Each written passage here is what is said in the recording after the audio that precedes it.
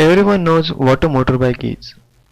But how many of you know the working principle of a motorbike and its engine? Well, in this presentation, we will give you a brief explanation of the working principle of a 4-stroke petrol engine, which is also known as IC engine, that is, internal combustion engine. The first stroke is known as suction stroke. During this stroke, also known as induction stroke, the piston moves from top dead center to bottom dead center. The inlet valve opens and piston propagated fuel-air mixture is sucked in the engine cylinder. This operation is represented by a line on pressure-volume plane. The exhaust valve remains closed throughout this stroke.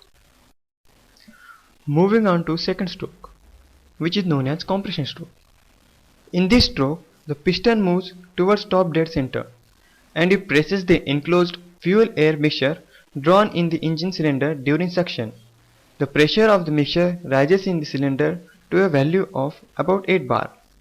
Just before the end of this stroke, the operating plug initiates a spark, which ignites the mixture and combustion takes place inside the cylinder. This stroke can be represented on a pressure volume plane by line 2-3.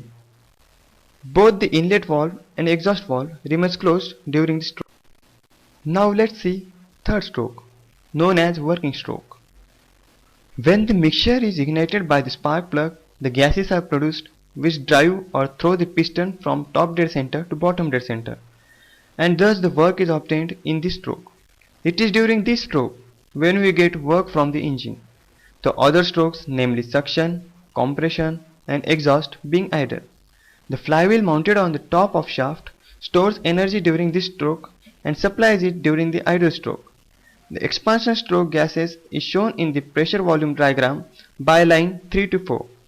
Both the valves remain closed during the start of the stroke, but when the piston just reaches the bottom dead center, the exhaust valve opens.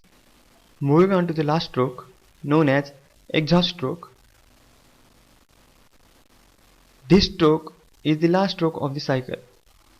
Here, the gases that are being collected become useless after the completion of the expansion stroke and are then escaped through exhaust valve to the atmosphere. This removal of gas is accomplished during this stroke. The piston moves from bottom dead center to top dead center and the exhaust gases are driven out of the engine cylinder. This is also called scavenging. This operation is represented by a line 1-5 on the pressure volume diagram.